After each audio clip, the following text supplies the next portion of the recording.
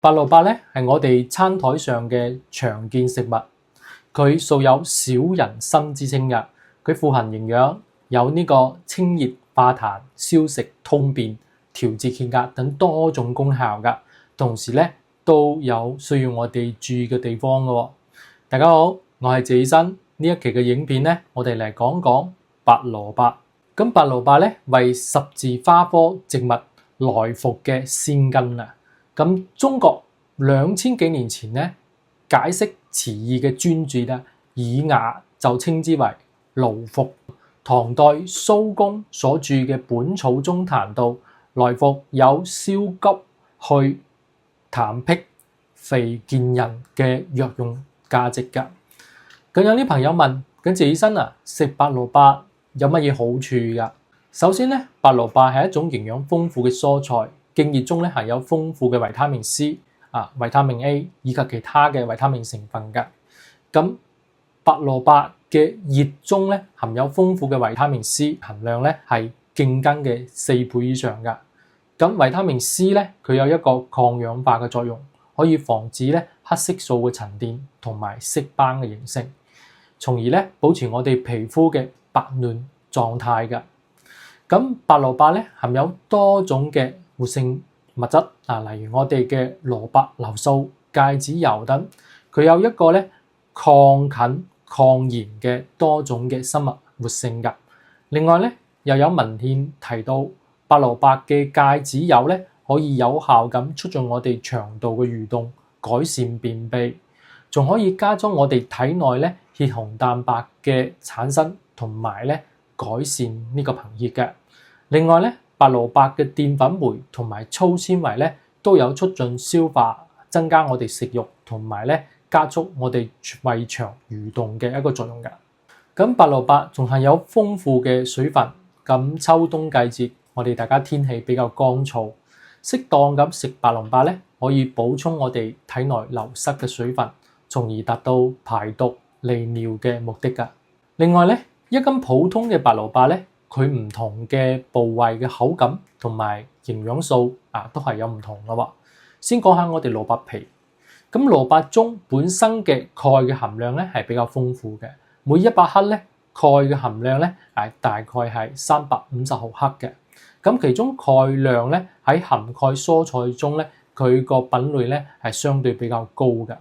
而我哋蘿蔔中咧90%以上嘅鈣咧係存在於呢個蘿蔔皮裏邊嘅。所以咧有啲專家認為食白蘿蔔一定要連皮一齊食，雖然比唔上牛奶嘅補鈣效率高，但係咧都係一啲作用嘅。一般咧我哋白蘿蔔皮嘅辣味咧比較重，咁呢個係由於白蘿蔔所含有嘅芥子油。雖然咧芥子油佢有辛辣味，但係咧佢極容易俾我哋鼻腔黏膜咧吸收嘅，對緩解呢個感冒鼻塞症狀咧係有一定嘅作用。咁另外咧，我哋白蘿蔔皮嘅口感咧係比較脆，有啲人咧會選擇做成小菜嚟食用㗎。不過謝醫生提醒大家，有部分人群嘅胃腸道功能比較弱，係唔建議大量食白蘿蔔皮㗎。因為呢類型嘅朋友咧，如果食用到過多嘅白蘿蔔皮咧，會促進我哋胃腸咧蠕動得更多出現胃腸道唔適嘅現象㗎，例如發生腹瀉、腹痛、噁心嘅呢啲症狀。另外咧，我哋喺食用白蘿蔔皮嘅時候咧，應該注意我哋要徹底清洗乾淨表面嘅泥垢，以免咧引起我哋胃腸道嘅不適㗎。我哋搣開個皮就係白蘿蔔身啦。先攞呢個頂端呢段嚟講水分含量多佢韌度咧係比較大嘅，維生素 C 含量咧比較高，佢有一個咧甜味咧係多於辣味嘅。咁呢一部分咧有啲朋友係中意生食嘅，或者係切絲涼拌，或者甚至係榨汁食，喺一定情況上咧可以緩解我哋嘅咳嗽。不過對於生食白蘿蔔性涼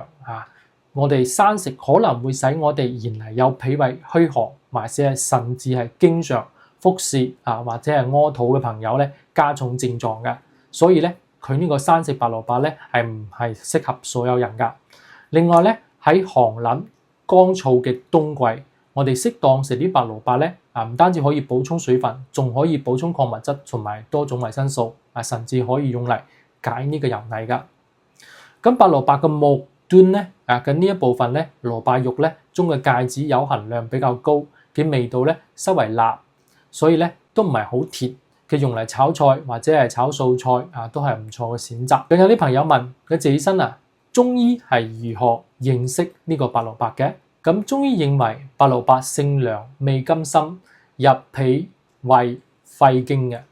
佢有呢個清化痰熱、消積堵滯、下去寬中嘅功效。佢主治我哋痰熱咳嗽食積腹脹啦，或者係嘔吐反酸嘅。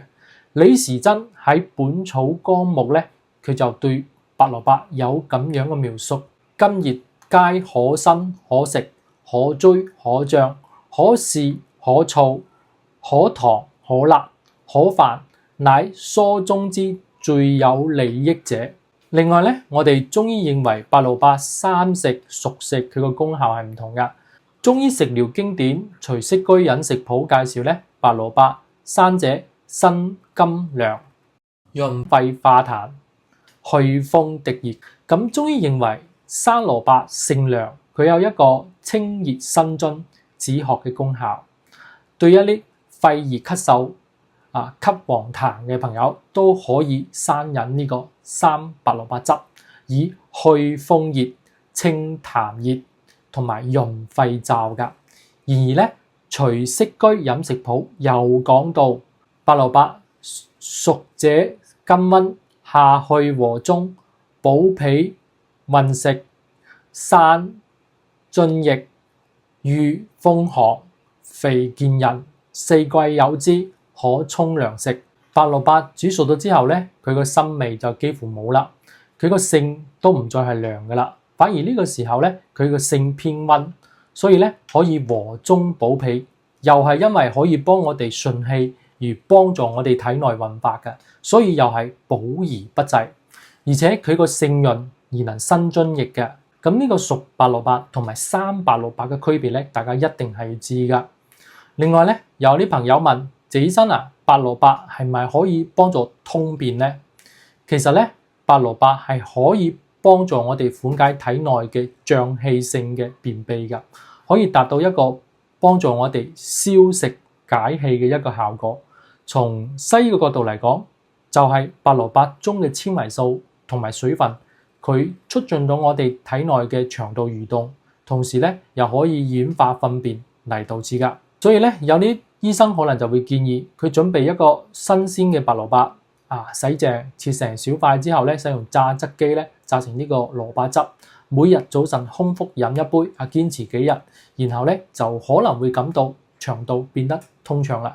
不過咧喺呢度咧，謝醫生提醒大家，對於老年人嚟講，我哋白蘿蔔治療便秘咧，可能嘅效果係唔好噶，因為大多數嘅老年人佢本身嘅身體就弱，氣力就唔好。從中醫角度嚟講，如果我哋呢個時候用白蘿蔔進行泄氣咧，可能會使得我哋因為體虛所導致嘅便秘加重嘅。所以咧，用白蘿蔔嚟治療便秘咧，最好要喺醫生嘅指導下進行噶。咁中醫認為便秘分型唔同，佢治療方案都唔同，呢個就係中醫嘅辨證論治啦。另外咧，對於老年人體虛導致嘅便秘咧，大家可以試一下食蜂蜜水㗎，試一下係咪有幫助。總之咧，白蘿蔔係有一定嘅通便效果，但係每個人嘅身體狀況同埋飲食習慣都唔同，唔係一定有效嘅，要具體情況具體分析㗎。多謝大家。